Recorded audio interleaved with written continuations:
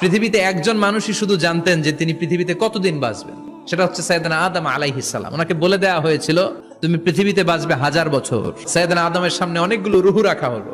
সাইয়েদনা আদম বললেন এরা কারা? আল্লাহ বললেন তোমার বংশধর। সাইয়েদনা আদম বললেন আল্লাহ ওই যে একটা রুহু দেখা যায় এটার নাম কি?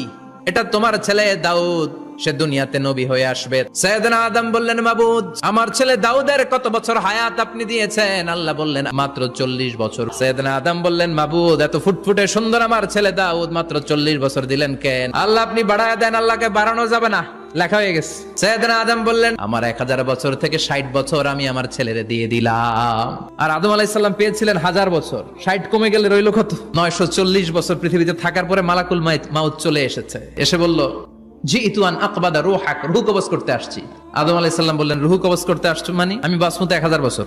মালাকুল মাউত বললেন না না, ওই যে আগের কথা স্মরণ করেন আপনি 60 বছর দিয়ে দিয়েছিলেন। কয় না আমি দেই নাই।